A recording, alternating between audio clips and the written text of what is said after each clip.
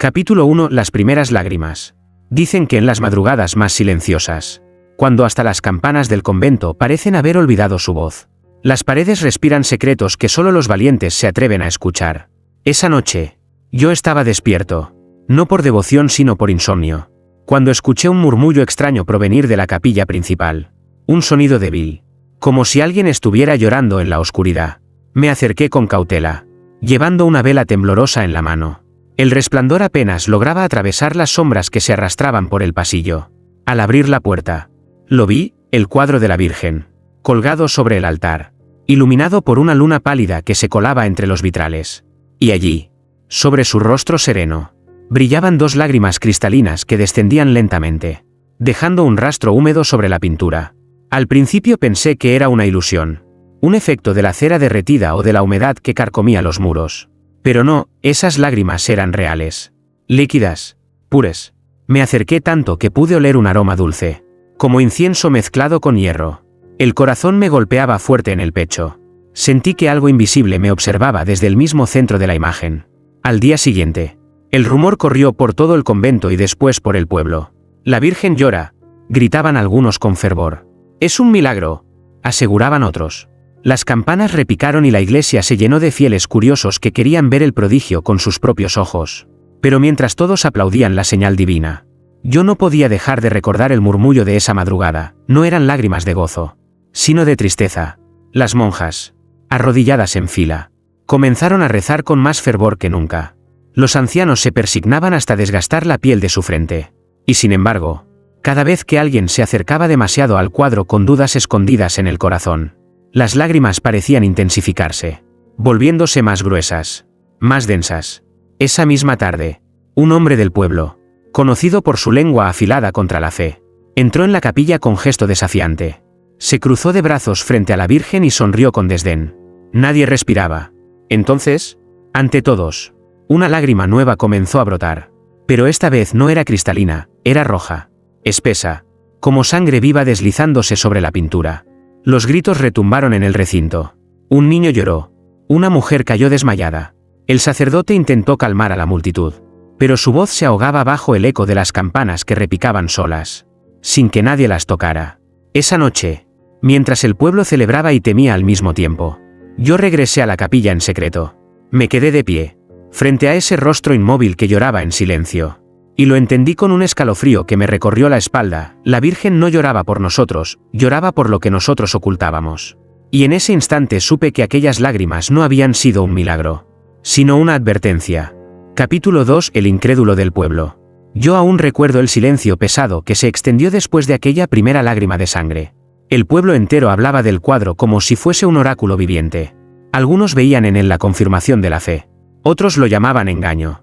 Pero entre todos los comentarios, había una voz que resonaba más fuerte que las demás, la de don Esteban, el maestro de la escuela. Don Esteban era un hombre de palabras afiladas, de mirada incrédula y sonrisa amarga. Nunca había ocultado su desprecio por la iglesia, ni por las supersticiones que, según él, mantenían a la gente encadenada al miedo. Cuando escuchó lo de la Virgen llorando, soltó una carcajada tan sonora que hasta los niños se taparon los oídos. Un truco barato, dijo en la plaza. Alguna monja aburrida mojó el lienzo y ahora todos lo llaman milagro. Sus palabras fueron como chispa en pólvora. Los fieles se indignaron, pero también temieron, porque cada vez que alguien dudaba en voz alta, el cuadro respondía, y Esteban, con su lengua venenosa, decidió ponerlo a prueba. Aquella tarde, bajo un cielo cubierto de nubes densas, entró en la capilla, caminó con paso firme, arrastrando sus botas contra las losas como si marcara un desafío. Yo lo seguí a distancia, con el corazón encogido, incapaz de detenerlo. Cuando estuvo frente al altar, levantó la cabeza y miró directamente a los ojos pintados de la Virgen. La luz de las velas oscilaba, proyectando sombras que parecían moverse alrededor de su figura. Si eres real, llora por mí, murmuró, con voz cargada de burla. Demuéstrame tu poder. Un murmullo recorrió a los presentes. Algunos se arrodillaron, otros salieron corriendo de la capilla. Y entonces, sucedió. Del ojo derecho del cuadro brotó una lágrima roja, lenta, viscosa, que descendió hasta el borde del marco. No era agua ni aceite, era sangre fresca, espesa, con un olor metálico que llenó el aire. El rostro de Esteban perdió su color. Dio un paso atrás, tropezando con un banco. Su sonrisa se desmoronó, y sus labios comenzaron a temblar. Nadie se rió, nadie habló. Solo escuchábamos el goteo de aquella lágrima cayendo al suelo de piedra, como un reloj marcando la sentencia. El maestro intentó salir, pero la puerta se cerró sola con un estruendo que retumbó como trueno. Entonces todos vimos lo imposible, la Virgen en el cuadro giró levemente la cabeza hacia él. Apenas un suspiro de movimiento. Lo suficiente para que su mirada se clavara en la carne de Esteban. «Esto es un truco», gritó, aunque su voz ya no tenía convicción. Las velas estallaron en llamas más altas, como si ardieran con rabia. El aire se volvió pesado, irrespirable, y yo juraría que escuché un sollozo profundo, no pintado, no humano, sino proveniente de un lugar que ningún mortal debería oír. Esa noche, Esteban no regresó a su casa. Lo encontraron al amanecer, sentado frente a la escuela, con los ojos abiertos de par en par, como si hubiera visto el rostro del infierno. No habló nunca más de la Virgen ni de la fe, apenas murmuraba una sola frase, repetida una y otra vez. Ella me miró, y no cerró los ojos. Capítulo 3. La primera confesión. El miedo se había convertido en huésped permanente del convento. Desde la noche en que don Esteban fue marcado por la mirada imposible de la Virgen, nadie entraba a la capilla sin temblar. Los rezos se hicieron más largos. Las velas nunca se apagaban. Y aún así, el aire parecía más frío que antes. Fue en ese ambiente cuando apareció doña Isabel, una mujer conocida en el pueblo por su fe intachable. Siempre la veíamos con el rosario entre los dedos, la frente inclinada, el murmullo de sus oraciones como música constante. Muchos decían que si alguien podía recibir la gracia del cuadro, era ella. Aquella tarde, Isabel cruzó el umbral de la capilla. El murmullo de los fieles se apagó, y todos la siguieron con la mirada. Caminaba despacio, con la cabeza cubierta por un velo blanco, como si se presentara ante un tribunal invisible. Yo observaba desde la penumbra, incapaz de apartar la vista. Se arrodilló frente al altar. Sus manos temblaban al juntar el rosario, pero su voz era firme. «Santa Madre», susurró, «tú que lloras por los incrédulos, recibe mi oración». Por un instante, el cuadro permaneció en silencio. Ni una lágrima, ni un suspiro. Algunos sonrieron, creyendo que la Virgen había hallado pureza en aquella mujer. Pero entonces, con un sonido sordo, como si la madera misma del marco crujiera, una lágrima espesa comenzó a deslizarse por la mejilla pintada. No era transparente, era más oscura, casi negra, como vino derramado. Isabel se estremeció. Sus labios balbucearon un rezo que ya no sonaba a fe, sino a miedo. La multitud contuvo el aliento. El llanto del cuadro se multiplicó, gotas gruesas cayeron sobre el suelo, una tras otra, hasta formar un charco frente a la mujer arrodillada. Entonces ocurrió lo inesperado. Una de las lágrimas cayó directamente sobre el rosario de Isabel, y las cuentas comenzaron a mancharse, volviéndose rojas como si hubieran absorbido la sangre. Isabel soltó un grito desgarrador y retrocedió. Pero ya era tarde, todos la miraban, y el secreto que había ocultado durante años estaba a punto de salir a la luz. El sacerdote dio un paso al frente. Con voz firme, aunque temblorosa, declaró: «La Virgen no llora por los justos, solo por los que esconden su incredulidad». El rostro de Isabel se contrajo.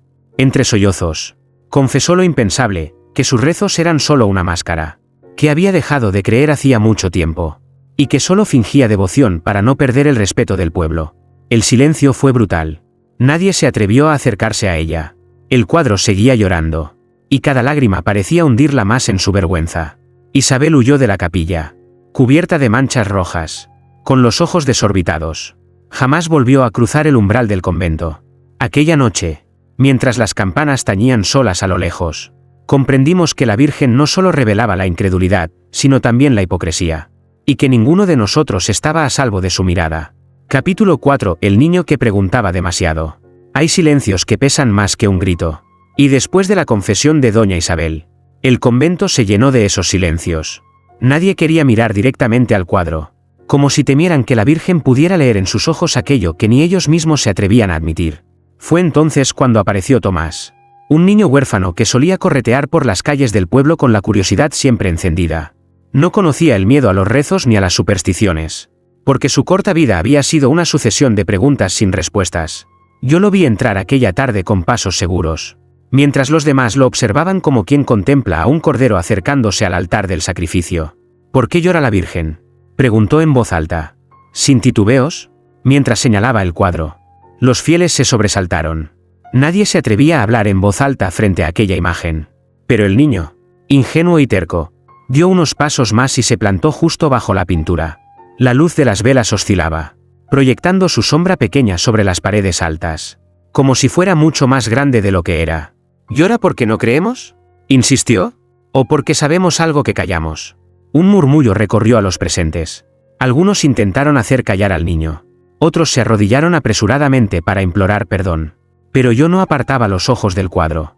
Estaba esperando las lágrimas, el signo inevitable. Y sin embargo, no ocurrió nada. La Virgen no lloró. En su lugar, el rostro pintado, que siempre había permanecido inmóvil y severo, esbozó una leve sonrisa. Fue tan tenue que cualquiera hubiera podido pensar que la imaginación nos engañaba, pero no era así. La sonrisa estaba allí, dirigida únicamente al niño. Un escalofrío recorrió el templo. Nadie se atrevió a moverse. Tomás, en cambio, sonrió de vuelta con la naturalidad de quien se siente aceptado. Lo sabía, dijo. No llora por todos. Llora por los que tienen miedo. La frase cayó como una sentencia. En ese instante, las campanas comenzaron a sonar solas, con un tañido fúnebre que heló la sangre de todos los presentes. La sonrisa del cuadro desapareció tan rápido como había llegado, y en los vitrales retumbó un viento helado que apagó varias velas. Los adultos huyeron despavoridos, algunos llorando, otros balbuceando oraciones entrecortadas. El niño permaneció de pie, tranquilo, como si hubiera entendido algo que nosotros jamás podríamos comprender. Esa noche no pude dormir. Tenía grabada en la memoria la sonrisa de la Virgen. No era de ternura. Era la sonrisa de alguien que sabe un secreto terrible y que acaba de encontrar en un niño al único capaz de escucharlo. Capítulo 5. La procesión interrumpida. El pueblo, cada día más dividido entre la devoción y el miedo, decidió organizar una procesión en honor a la Virgen. Querían demostrarle su fe, acallar las dudas, y tal vez, arrancarle un perdón silencioso. Desde la madrugada se encendieron cirios. Las campanas repicaron sin descanso y los fieles, con velos y estandartes, se congregaron frente al convento como si esperaran un juicio. Yo estaba allí, mezclado entre la multitud, con el corazón encogido. Aún tenía grabada en la memoria la sonrisa que la Virgen le dedicó al niño Tomás. Una sonrisa que, en lugar de dar consuelo, había sembrado una inquietud oscura en cada rincón de mi mente. La procesión comenzó. El sacerdote, con su voz quebrada, entonaba salmos. Los fieles seguían con cánticos temblorosos, como si temieran que el eco de sus propias voces despertara algo que dormía en las paredes. El cuadro había sido bajado del altar y colocado sobre un carro adornado con flores blancas. 2 monjas lo escoltaban, cargando incensarios que dibujaban nubes espesas a su alrededor. Al principio, todo parecía en calma. La multitud avanzaba lentamente por la calle principal, murmurando plegarias. Pero justo cuando doblaron la esquina que conducía a la plaza, un viento helado barrió las velas, apagándolas una tras otra. El murmullo de rezos se quebró en un silencio absoluto. Entonces, frente a todos, ocurrió lo imposible. Los ojos pintados de la Virgen se humedecieron de nuevo, y lágrimas oscuras comenzaron a rodar por sus mejillas. Esta vez no eran gotas aisladas, era un torrente. Un llanto incontenible que caía al suelo, tiñendo las flores de un rojo vivo. La multitud gritó. Algunos corrieron. Otros se arrodillaron con desesperación. Las campanas del convento comenzaron a sonar solas, no con el tañido solemne de la fe, sino con un repique desordenado, frenético, como un aviso de muerte. El sacerdote intentó alzar la voz. No temáis. Es una prueba de nuestra fe. La Virgen nos bendice con sus lágrimas. Pero nadie le creyó, porque el cuadro, lentamente, empezó a inclinarse hacia adelante, como si la pintura buscara liberarse del marco. Los ojos, antes fijos y serenos, ahora se movían, recorriendo uno a uno los rostros de la multitud. Y cada incrédulo, cada duda escondida, era marcada con esa mirada abrasadora. Un hombre cayó al suelo, sangrando por la nariz sin razón aparente. Una mujer comenzó a gritar, asegurando que la Virgen le susurraba su pecado más íntimo. El caos estalló, algunos intentaban huir, otros se lanzaban al suelo implorando perdón. Yo no podía moverme. Sentía la mirada del cuadro atravesarme, buscando algo dentro de mí. Y en ese instante comprendí que aquello no era un milagro para fortalecer la fe, sino un tribunal implacable que exigía confesiones a la fuerza. El carro que sostenía el cuadro se sacudió con violencia. Las flores ardieron sin fuego, consumiéndose en cenizas ante nuestros ojos. La procesión se interrumpió de golpe. convertida en un escenario de gritos y llanto. Y yo supe, con una certeza que heló mi alma, que la Virgen ya no lloraba solo por los incrédulos, sino por todos los que nos atrevíamos a seguir mirándola. Capítulo 6. El sacerdote marcado. El caos de la procesión dejó al pueblo roto en dos, los que huían aterrados y los que permanecían aferrados a la fe como a un clavo ardiendo. Las calles olían a incienso mezclado con sudor y miedo.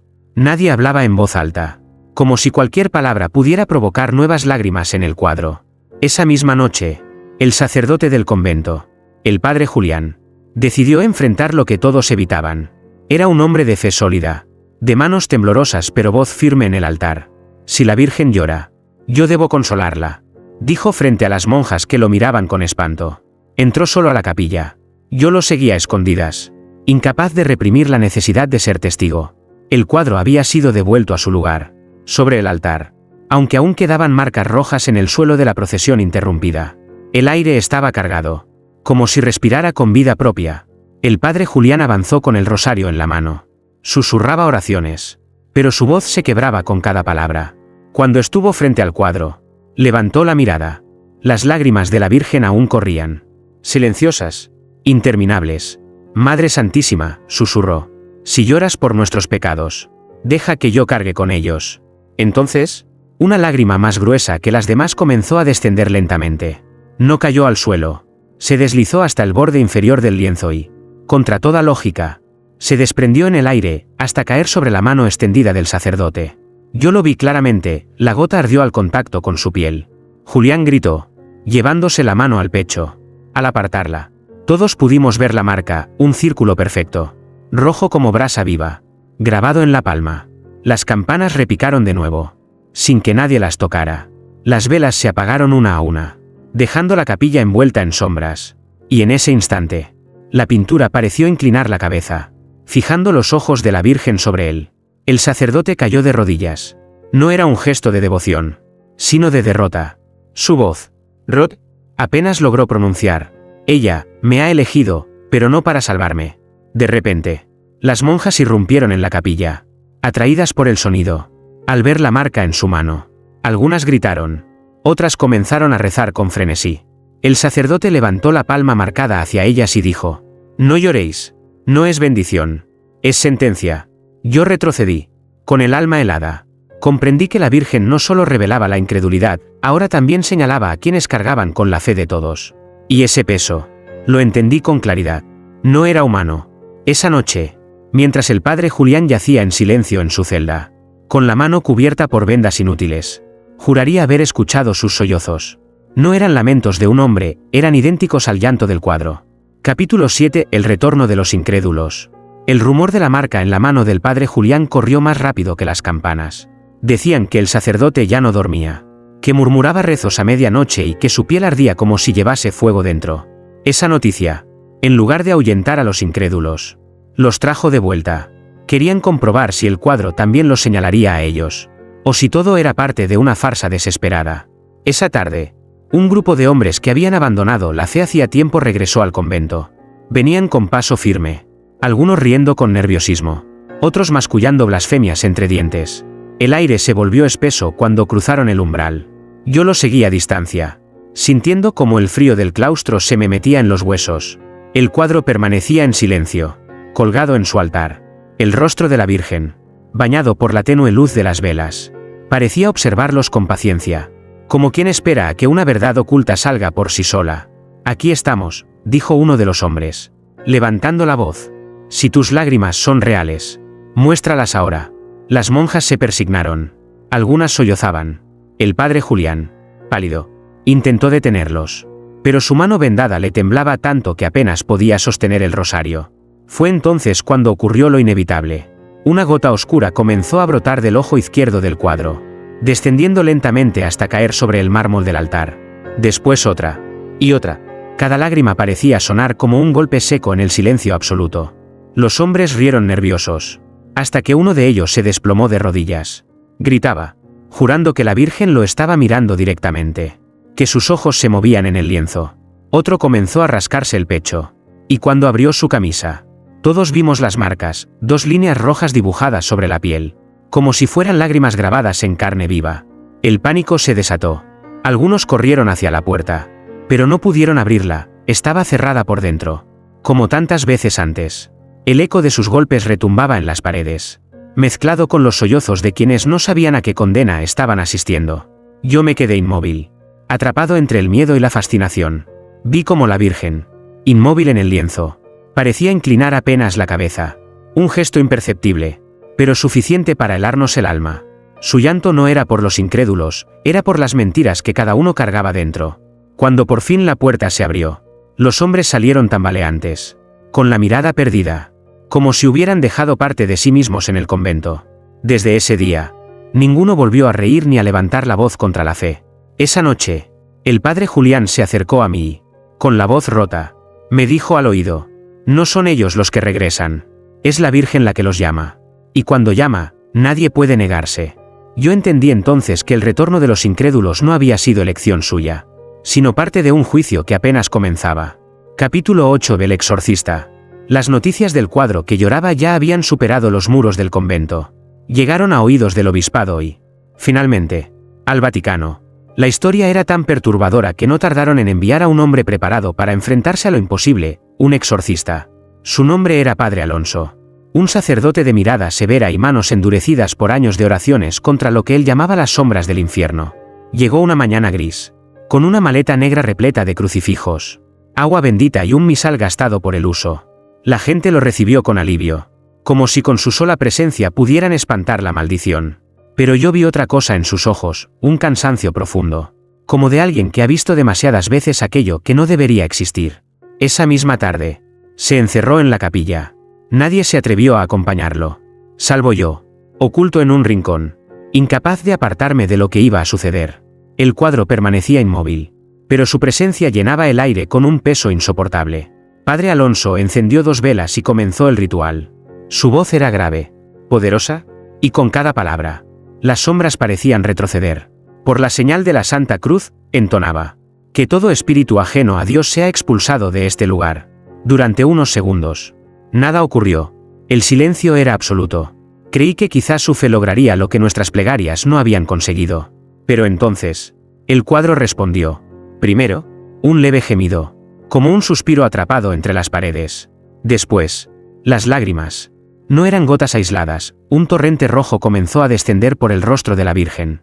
Las velas titilaron y una de ellas se apagó de golpe, como si algo la hubiera soplado. El exorcista no se detuvo. Alzó el crucifijo hacia el lienzo y gritó: revela tu verdadero rostro, espíritu impuro. En ese instante, los ojos de la Virgen se abrieron más de lo normal. No pintados, no estáticos, se abrieron como ojos vivos, húmedos, sangrantes, una mirada directa, imposible, que se clavó en el sacerdote. Padre Alonso titubeó, dio un paso atrás, pero se obligó a continuar el rezo. El aire se volvió insoportable, cargado con un olor a hierro y ceniza. Yo sentí que me faltaba el aliento. De repente, su voz se quebró, cayó a mitad de la oración, con la boca abierta, como si hubiera escuchado algo que solo él podía oír. Su rostro palideció, y dejó caer el crucifijo al suelo. No, balbuceó, no es un demonio. Las lágrimas del cuadro cesaron de golpe. El silencio fue tan espeso que dolía. Y entonces, una sonrisa mínima, crue, apareció en los labios de la Virgen. El exorcista se arrodilló, no por devoción, sino por derrota. Murmuraba palabras incoherentes, con los ojos perdidos en un punto invisible. Yo, aterrado, comprendí que la Virgen no necesitaba defenderse. Ella ya lo había vencido, sin gritar, sin moverse, solo con mostrarle algo que lo quebró por dentro. Cuando salió de la capilla al amanecer, Padre Alonso ya no era el mismo. No habló más de demonios, ni de fe. Solo repetía en voz baja: no busca ser expulsada, busca quedarse. Capítulo 9. El pacto roto. Después de la derrota silenciosa del exorcista, el convento quedó sumido en un miedo que ya no se podía disimular. Las monjas caminaban cabizbajas. Los fieles murmuraban oraciones entre dientes. Y el padre Julián apenas salía de su celda, con la mano marcada envuelta en vendas ensangrentadas. Pero lo más inquietante no era lo que veíamos, sino lo que callábamos. El cuadro seguía allí, intacto, respirando con lágrimas que aparecían cuando menos lo esperábamos. Una noche, hurgando entre los archivos antiguos del convento, encontré un legajo olvidado. Estaba cubierto de polvo, con las páginas amarillentas y quebradizas, como si hubieran querido enterrarlo bajo el olvido. Al abrirlo, descubrí un nombre escrito con tinta ya casi borrada: Mateo Alvar, el pintor del cuadro. Leí con avidez. No era una simple biografía, sino un testimonio perturbador. Mateo no había sido un devoto artista, sino un hombre atormentado por la obsesión de ver lo divino con sus propios ojos. En uno de los escritos, describía un pacto, una oración secreta, una promesa ofrecida a medianoche, frente a un altar vacío. Prometía su alma a cambio de contemplar la Virgen tal como era en verdad. Y según sus palabras, la Virgen le respondió. No fue una visión celestial, no fue un milagro sereno, fue un encuentro nocturno lleno de lágrimas y silencio. Un rostro que lo miró desde las sombras con compasión y con juicio al mismo tiempo. Con esa imagen en la mente, Mateo pintó el cuadro, pero cada pincelada era, en realidad, una atadura. El lienzo no contenía un retrato, sino una presencia. El manuscrito hablaba de un detalle final: ella aceptó quedarse. Pero sus lágrimas no son de amor, son el precio de mi traición. Sentí un escalofrío recorrerme entero. No era un simple cuadro milagroso, sino el vestigio de un pacto roto. El pintor había buscado a Dios y había encontrado algo que lo superaba, algo que no podía controlar. Y al sellar su obra, la condena no fue solo para él, sino para todo aquel que se atreviera a dudar frente a esa mirada. Al terminar de leer, escuché un ruido seco detrás de mí. Me giré, y el padre Julián estaba de pie, pálido, con la mano marcada brillando bajo la luz tenue. «Tú también lo descubriste», murmuró. «Este cuadro no es regalo divino, es prisión. Y cada lágrima que derrama no es consuelo, es un recordatorio del pacto que nunca debió hacerse». Sus palabras quedaron suspendidas en el aire. Y comprendí que mientras el cuadro siguiera en el convento, el pacto seguiría vivo. Pero entonces pensé en algo peor: ¿qué ocurriría si la Virgen no lloraba solo por los incrédulos, sino también por aquel día en que, inevitablemente, el pacto se rompería por completo? Capítulo 10. Los sueños compartidos. Desde que descubrimos la verdad sobre el pintor Mateo Alvar y su pacto roto, el convento ya no fue el mismo. El aire estaba cargado. Las paredes parecían latir como un corazón oculto y, por las noches, nadie lograba dormir sin sobresaltos. Fue entonces cuando comenzaron los sueños. Al principio, pensé que era solo mi mente atormentada, una pesadilla, nada más. Pero pronto descubrí que no estaba solo. Todos en el pueblo comenzaron a soñar lo mismo: la Virgen del cuadro, de pie en medio de un mar de cuerpos inertes, llorando en silencio mientras las olas teñidas de rojo chocaban contra sus pies. En mi sueño, la Virgen no estaba pintada. No era óleo ni lienzo, era carne. Carne viva, con lágrimas que corrían sin detenerse. Su mirada no se fijaba en los muertos a su alrededor, sino en mí, como si esperara que dijera algo, que confesara algo que yo mismo no me atrevía a pronunciar. Cada vez que despertaba, mi cama estaba empapada en sudor frío, y el eco de campanas invisibles resonaba en mis oídos. Pensé que enloquecía, hasta que escuché a doña Clara, la vecina más anciana del pueblo, describir el mismo sueño con palabras exactas. Y luego lo dijo un niño, y después un hombre que jamás había rezado en su vida. El pueblo entero compartía una misma visión. Esa noche, decidimos reunirnos en la capilla, buscando respuestas. Las monjas encendieron velas, pero las llamas apenas iluminaban el rostro del cuadro. El padre Julián, con la mano marcada ardiendo como un hierro candente, nos habló con voz ronca. «Esto no es casualidad. La Virgen ya no solo llora, ahora nos llama en sueños. Quiere que veamos lo que ella ve». Un murmullo de miedo recorrió a los presentes. Algunos se arrodillaron, otros comenzaron a llorar. Yo me acerqué al cuadro con el corazón latiendo a un ritmo salvaje. Y lo vi: el lienzo estaba húmedo, como si las lágrimas que caían en los sueños también hubieran traspasado la frontera de la realidad. De pronto, una gota cayó al suelo y se expandió como si fuera tinta. En ese charco, todos vimos reflejado el mismo paisaje de nuestros sueños: un océano de cuerpos, un horizonte oscuro y la Virgen de pie en medio de todo, con los ojos fijos en nosotros. El pánico se desató. Algunos huyeron, otros se golpeaban el pecho pidiendo perdón. Pero lo más terrible fue escuchar al pequeño Tomás, el niño curioso que nunca había mostrado miedo, decir con voz clara: «Ella no nos muestra un futuro, nos muestra lo que ya está ocurriendo». Un silencio sepulcral siguió a sus palabras. Y en ese instante, comprendí que las lágrimas del cuadro no eran advertencias, sino ventanas hacia una verdad insoportable. Una verdad que no podíamos evitar, porque ya estaba sucediendo en algún lugar, o quizás, dentro de nosotros mismos. Capítulo 11. El juicio de la Virgen. Desde la noche de los sueños compartidos, nadie en el pueblo volvió a dormir tranquilo. Cada rostro llevaba la huella del cansancio, y cada mirada escondía un terror que ninguno se atrevía a nombrar. Pero lo peor aún estaba por venir. Fue un domingo, durante la misa más concurrida en años. La capilla estaba abarrotada, hombres, mujeres y niños se amontonaban en los bancos, buscando protección en el mismo lugar que ya se había convertido en un tribunal. El cuadro de la Virgen colgaba en el altar, inmóvil, pero todos sabíamos que no tardaría en reaccionar. El padre Julián, con la mano marcada oculta bajo el hábito, inició la homilía con voz temblorosa. Apenas había pronunciado las primeras palabras cuando ocurrió lo inevitable, los ojos del cuadro comenzaron a humedecerse.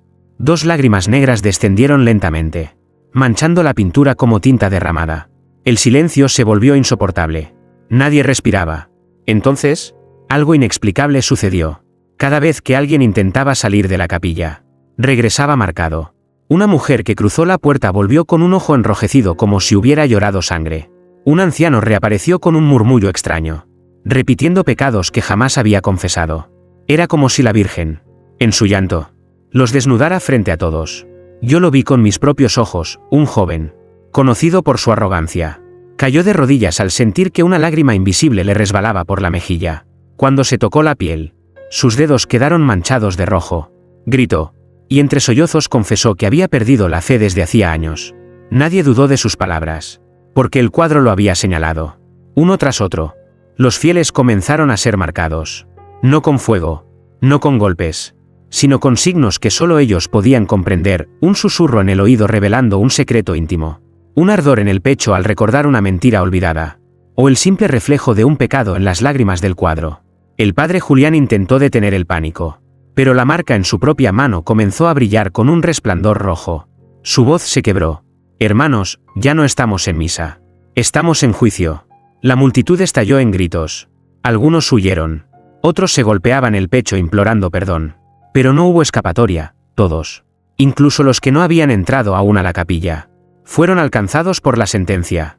Esa tarde, el pueblo entero comprendió que la Virgen no solo lloraba por los incrédulos, lloraba porque cada uno de nosotros estaba condenado a mostrar lo que ocultaba.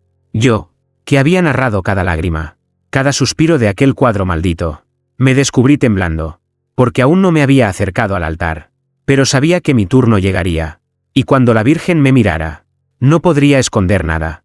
Esa noche, las campanas repicaron solas, marcando 12 golpes que parecían anunciar un juicio sin absolución. Capítulo 12. El día que nadie rezó. Después del juicio de la Virgen, el pueblo entero quedó paralizado. Nadie quería acercarse al convento, y por primera vez en siglos, la misa del domingo fue ignorada. Las campanas sonaron al amanecer, pero no acudió una sola alma. Las puertas de la capilla permanecieron abiertas, como una invitación sin respuesta, y dentro el cuadro aguardaba en silencio, envuelto en sombras y lágrimas secas. Ese día reinó un silencio extraño. Las calles estaban vacías, los mercados cerrados, los niños escondidos. Nadie rezaba. Nadie se atrevía a pronunciar el nombre de la Virgen en voz alta. Era como si, al callar, pudiéramos engañar al cuadro, como si al negarnos a rezar, su mirada no pudiera alcanzarnos. Pero el silencio no era salvación. Al caer la noche, comenzaron los murmullos. Primero, un sollozo suave, como el llanto de una mujer escondida en los rincones. Después, voces apagadas, ecos que parecían surgir desde el suelo mismo de las casas. Yo las escuchaba con claridad, eran las mismas palabras de nuestras oraciones, repetidas en un tono roto, como si alguien, o algo, rezara por nosotros. Me atreví a salir a la calle. Todo estaba oscuro, salvo por la luz mortecina que escapaba de la capilla. Al acercarme, vi que no había nadie dentro, y sin embargo, los cánticos resonaban como si cientos de voces llenaran el lugar. Me estremecí al ver que el cuadro lloraba de nuevo, pero no lágrimas aisladas. Era un llanto constante. Un río que descendía por el altar y se esparcía por el suelo como una corriente viva. De pronto, escuché un golpe seco en las campanas. Nadie las tocaba. Y aún así comenzaron a repicar. No con el sonido solemne de siempre, sino con un lamento metálico que hacía temblar los huesos. El eco se extendió por el pueblo, y las voces apagadas en las casas se transformaron en gritos ahogados. Una puerta se abrió de golpe detrás de mí. Era doña Clara, la anciana más devota. Su rostro estaba pálido, sus labios manchados de rojo. Me miró con ojos desorbitados y dijo: La Virgen reza por nosotros, porque ya no hay fe que ofrecerle. Su voz se quebró, y cayó al suelo, sollozando como una niña. Yo corrí hacia la capilla, incapaz de detenerme. Al cruzar el umbral, el aire era tan denso que costaba respirar. El cuadro me recibió con una mirada fija, y por un instante juré ver su boca moverse, murmurando oraciones que nadie quería escuchar. Esa noche, el pueblo aprendió una verdad insoportable: el silencio no nos protegía. Al no rezar, habíamos dejado que el cuadro hablara por nosotros, y sus lágrimas, interminables, eran la confirmación de que no lloraba ya por los incrédulos, sino por un pueblo entero que había dejado de pronunciar su fe. Capítulo 13. La traición final. El silencio del pueblo se prolongó varios días. Nadie entraba al convento, pero todos sabían que el cuadro seguía llorando. El aire estaba impregnado de un olor metálico, y al caer la tarde, se escuchaban sollozos provenientes de la capilla, como si alguien estuviera rezando sin descanso. Yo decidí volver. No soportaba más la espera. Al entrar, encontré a las monjas reunidas frente al altar, con los rostros cubiertos de miedo. El padre Julián, débil, con la mano marcada bajo el hábito, me susurró: hay algo que no entiendes, el cuadro no se alimenta de la fe, sino de las dudas. Y alguien aquí lo ha estado alimentando a propósito. Sus palabras me helaron. Miré a las hermanas una por una. La mayoría lloraba en silencio, pero una permanecía firme, erguida, con la mirada clavada en el cuadro. Sor Magdalena siempre había sido considerada la más devota, la que rezaba más horas, la que jamás cuestionaba nada. Esa noche, la encontré sola en la capilla. Se arrodillaba frente al lienzo, pero su oración no era súplica, sino un murmullo extraño, casi un pacto. El cuadro lloraba con más fuerza que nunca, y sus lágrimas caían justo a sus pies, como si respondieran solo a ella. Sor Magdalena, dije, saliendo de las sombras, ¿qué estás haciendo? Ella giró lentamente, y en sus ojos vi algo que no pertenecía a este mundo. Una calma helada, un brillo de certeza fanática. ¿No lo entiendes?, susurró. No lloran por los incrédulos, lloran porque yo los entrego. Cada duda, cada miedo que guardan en secreto, yo se los ofrezco. Y la Virgen responde. Mis piernas temblaron. Ella continuó, como si revelara un secreto largamente guardado. El pintor solo abrió la puerta. Yo la mantuve abierta. Cada lágrima es un pacto renovado. El cuadro vive, porque yo lo alimento con la incredulidad de todos. El aire se tornó denso. Las velas se apagaron de golpe. La Virgen en el cuadro derramó lágrimas tan abundantes que empaparon el suelo, avanzando como un río oscuro hacia mí. Sor Magdalena sonrió con un fervor perturbador. Ella no quiere nuestra fe, quiere nuestra fragilidad. Y mientras existan dudas en los corazones, yo seguiré siendo su voz. En ese instante, la marca en la mano del padre Julián brilló desde el pasillo. Él apareció, tambaleante, y gritó con un dolor indescriptible. Traidora, tú la has invocado una y otra vez. Las campanas comenzaron a repicar con violencia, sacudiendo todo el convento. El cuadro vibró en la pared, como si quisiera liberarse de su marco. Yo comprendí que lo que teníamos frente a nosotros no era una devoción torcida, sino una traición consumada. Y supe, con un terror absoluto, que esa traición no se podía deshacer, porque el pacto ya no pertenecía al pintor, ni a Sor Magdalena. Ahora el pacto nos incluía a todos. Capítulo 14. El último incrédulo. Yo había contado cada lágrima, cada suspiro del cuadro, como si al narrarlo pudiera mantener una distancia segura. Pero esa distancia se rompió la noche en que Sor Magdalena reveló su traición. Desde entonces, todos evitaban la capilla, todos. Menos yo, porque en el fondo lo sabía, tarde o temprano. La Virgen también me llamaría. El padre Julián, con la marca ardiente en su mano, me miraba como si ya conociera mi destino. Has sido testigo de todo, me dijo con voz rota. Y nadie puede presenciar tanto sin convertirse en parte del juicio. No respondí. Solo sentía el peso insoportable de su mirada. La certeza de que no podría huir. Esa noche, las campanas repicaron solas a medianoche. Y el eco retumbó en mi pecho como si fueran golpes de martillo. Caminé hasta la capilla, con pasos que no parecían míos. El aire estaba cargado de incienso y sangre seca. Al entrar, lo vi, el cuadro brillaba con una luz tenue. Y los ojos de la Virgen parecían esperarme desde hacía siglos. Me acerqué lentamente, con la piel erizada. El suelo estaba húmedo, como si alguien hubiera llorado en mi camino. Frente al altar, la respiración se me entrecortó.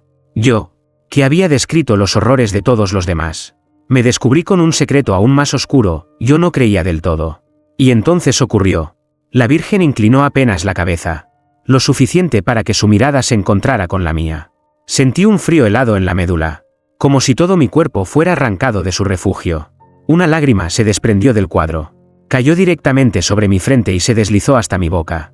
El sabor era metálico, amargo, como un sello imposible de borrar. Las paredes vibraron. Escuché voces alrededor, susurros que repetían mis propias dudas, mis pensamientos más escondidos. ¿Y si todo es mentira? ¿Y si no hay milagros? ¿Y si lo único real es el miedo? Cada palabra me atravesaba como una cuchilla. Quise cerrar los ojos, pero no pude. La Virgen me sostenía prisionero en su mirada. Y entonces lo comprendí, yo era el último incrédulo. Todos habían sido marcados antes, juzgados en silencio. Solo faltaba yo. El cuadro no me pidió rezar, no me exigió fe. Solo me obligó a aceptar lo que era, un testigo cobarde. Alguien que había visto la verdad y había preferido narrarla en lugar de afrontarla. Cuando caí de rodillas, sentí el peso de su llanto caer sobre mí como una lluvia interminable. Y supe que ya no podía escapar. No era un narrador. Era parte de la historia. Afuera, las campanas repicaban como si anunciaran mi sentencia. Y en lo profundo del convento, una certeza me destrozó: la Virgen no me había elegido por devoto, sino porque yo había intentado mirar sin creer. Y en su tribunal, esa era la mayor de las culpas. Capítulo 15. Epílogo. El cuadro vacío. La campana del convento sonó 13 veces al amanecer. Nunca antes había repicado con ese número. El eco se extendió por las calles como un presagio. Nadie se atrevió a entrar a la capilla hasta que el silencio volvió a cubrirlo todo. Yo fui el primero, quizá porque ya no tenía nada que perder. Al cruzar el umbral, me encontré con un vacío insoportable. El altar estaba intacto, las velas consumidas hasta la cera derretida. Pero el cuadro ya no estaba. En su lugar, solo quedaba un marco colgado en la pared, mostrando un lienzo completamente en blanco, como si nunca hubiera sido pintado. Las monjas entraron detrás de mí y se arrodillaron, llorando. El padre Julián, exhausto, con la mano marcada cubierta de vendas, murmuró: «Se ha ido, o quizá nunca estuvo». Pero yo lo sabía. No era ausencia. Era algo peor: la Virgen no había desaparecido. Se había liberado. Nos acercamos con cautela. Al mirar el lienzo vacío, vimos algo imposible. No era un espacio blanco, sino un espejo tenue. Reflejaba nuestros rostros, pero deformados por lágrimas que no derramábamos en ese momento, lágrimas que aún no habíamos llorado. Cada uno de nosotros se vio llorando en el futuro. Una mujer gritó y huyó. Otra se desmayó. Yo me quedé clavado frente al marco, incapaz de apartar la vista. Y entonces ocurrió: el reflejo de la Virgen apareció detrás de nosotros, en el fondo del espejo, sonriendo con la misma calma cruel que había mostrado a Tomás. ¿El niño? Las campanas volvieron a sonar solas, esta vez con un ritmo irregular, como si un corazón gigante latiera dentro de sus bronces. El padre Julián cayó de rodillas y exclamó: «El juicio no terminó, apenas comenzó». El pueblo nunca volvió a ser el mismo. Las casas quedaron desiertas. Las calles enmudecieron. Algunos juraban ver lágrimas en los espejos de sus propios hogares. Otros decían que en sueños la Virgen los visitaba para recordarles lo que callaban. Yo sigo aquí, narrando lo que vi, sabiendo que mis palabras no salvarán a nadie. Porque cada vez que me acerco al marco vacío, mi reflejo cambia. Ya no soy yo el que aparece, es ella, llorando por mi incredulidad. Y lo más terrible es que, cuando cierro los ojos, siento que sus lágrimas no caen sobre el suelo, sino dentro de mí. El cuadro ya no existe, pero su llanto continúa. Epílogo extendido. La mirada que nos incluye. Si has llegado hasta aquí, quizá pienses que esta historia terminó con el lienzo vacío. Pero déjame confesarte algo: no terminó en aquel convento. Nunca termina. Porque cada palabra que acabo de narrar, cada lágrima descrita, cada campanada que resonó en medio de la noche, no quedaron atrapadas en un libro ni en un recuerdo. Han viajado hasta ti. Mírate un momento. ¿Estás solo? ¿Estás seguro? El cuadro desapareció de la pared. Sí, pero no se desvaneció. Encontró un nuevo lugar donde habitar, en los ojos de quienes escuchan, en la mente de quienes dudan. Y ahora, mientras lees estas líneas, te advierto algo que yo mismo aprendí demasiado tarde: la Virgen siempre busca al último incrédulo. Tal vez pienses que no crees del todo, tal vez sonrías con escepticismo, pero esa sonrisa, ¿no es la misma que esbozó don Esteban antes de ser marcado? ¿No es la misma máscara que usó doña Isabel antes de que las lágrimas cayeran sobre su rosario? Ciérrate los ojos un instante, si te atreves. ¿La escuchas? Esa campana lejana, ese murmullo que parece provenir de ninguna parte, es su llanto. No lloraba por mí, ni por ellos. Lloraba por ti. Y ahora que sabes la verdad, ya formas parte del cuadro, aunque nunca lo hayas visto, aunque intentes negarlo, aunque apagues la luz después de leer estas palabras. Cuando lo hagas, cuidado, porque puede que en el reflejo de tu espejo, en la pantalla apagada de tu teléfono, o en el cristal de tu ventana, encuentres algo que no debería estar allí, 2 ojos húmedos, serenos, que no dejan de mirarte, y si sonríen, es porque ya te eligieron.